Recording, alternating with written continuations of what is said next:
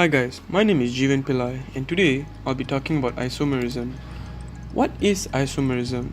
Isomerism refers to organic compounds with the same molecular formula but a different structural formula, and these are known as isomers. There are generally two types of isomerism, which are constitutional isomerism and stereoisomerism.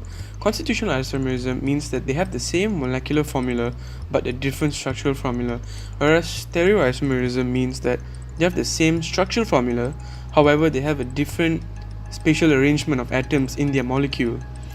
Let's take a closer look at constitutional isomerism. There generally are three types of constitutional isomerism, which is chain isomerism, wherein the variation is in the structure of the carbon chain; functional group isomerism, where the variation is in the functional group itself, meaning they have a different homologous series; and the thirdly is positional isomerism, where the variation is in the position of the functional group. In constitutional isomerism, let's first look at chain isomerism. Chain isomers differ in the length of their carbon straight chain and branches. They have the same chemical properties but different physical properties. For example, let's look at the molecule butane. As you can see in the picture, this molecule of butane is a straight chain because it has 4 carbons connected in a straight chain. However, this molecule, 2-methylpropane, doesn't look like a molecule of butane, but it is considered a molecule of butane. This is because it has the same molecular formula of C4H10. Another example would be 1-hexanol. Hexanol, which has the molecular formula of C6H13OH, has a straight chain molecule called 1-hexanol. Its isomer 2,3-dimethyl-1-butanol has a branch chain. It has 2 methyl branches and it still maintains the same molecular formula of C6H13OH, therefore it is considered a chain isomer of hexanol. Next we have positional isomerism. Positional isomers differ in the position of the functional group with the same carbon skeleton. They have the same chemical properties because they have the same functional group, and they have a different physical properties. For example, let's look at the bromoalkene with the formula C3H7Br. As we can see, it is called 1-bromopropane and another molecule 2-bromopropane. It is called 1-bromopropane because the bromine atom is attached to the first carbon, whereas in the second molecule it's called 2-bromopropane because the bromine atom is attached to the second carbon. Let's look at another example, bromobenzenes. These are following molecules of bromobenzenes: 1,2, 1,3 and 1,4-dichlorobenzene. They are named as such because of the position of the chlorine atoms in respect to the other carbon atoms. However, they are all the same molecules of dichlorobenzene because they share the same molecular formula of C6H4Cl2. Lastly, we have functional group isomerism. Functional group isomers are molecules with the same molecular formula but contain different functional groups. They have very different chemical and physical properties because of their different functional groups. For example, let's look at alkene and cycloalkane, and in this example we will look at hexene, C6H12. This is what a molecule of 1-hexene looks like, and this is what a molecule of cyclohexane looks like. 1-hexene is an alkene because of the presence of the carbon-carbon double bond, and cyclohexane is a cyclic compound because of the shape of its molecule. However, they have the same molecular formula of C6H12. Another example would be alcohol and ether. 1-propanol is an alcohol because of the presence of its OH substituent, and methoxyethane is an ether because of the presence of its oxygen. And they have the same molecular formula of C3H8O, and yet they have very different chemical properties because they have different functional groups. Another form of isomerism is called stereoisomerism. Stereoisomerism means that these molecules have the same structural formula but a different spatial arrangement of the atoms. Mainly there are two types of stereoisomers: cis-trans, also known as geometrical isomers, which occurs when free rotation is not possible, and optical isomerism, which refers to the ability to rotate a plane of polarized light. Stereoisomers. The first one we shall look at is cis-trans geometrical isomerism. This occurs when the free rotation is restricted by the presence of a carbon-carbon double bond or a cyclic structure. Cis-trans isomerism is most commonly found in alkanes.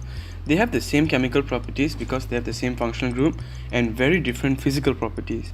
The alkene butane C4H8 exists as 2 cis-trans isomers, 1 cis-2-butene and 2 trans-2-butene.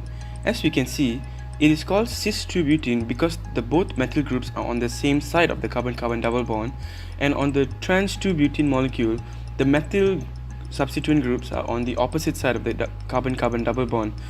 This different physical properties is due to the different spatial arrangement of the groups in the molecule. As we can see, cis-2-butene has a boiling point of 4 degrees Celsius, whereas trans-2-butene has a boiling point of 1 degree Celsius. However, there are some exceptions to this rule.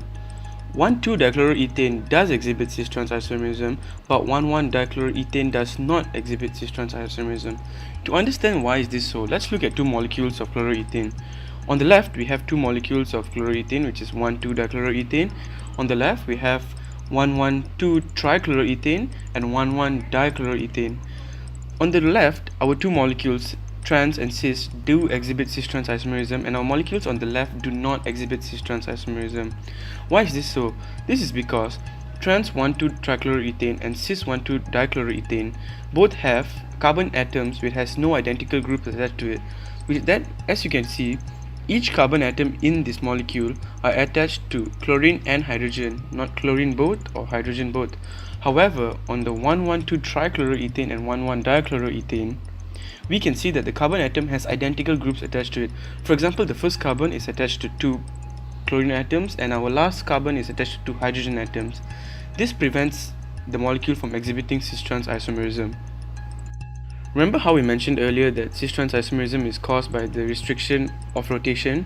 Well, cyclic compounds are also able to prevent the free rotation of molecules, hence the presence of a ring structure causes the molecules to exhibit cis-trans isomerism. For example, let's look at two cyclic compounds that show cis-trans isomerism. Firstly, cis 1,4-dimethylcyclohexane and trans 1,4-dimethylcyclohexane.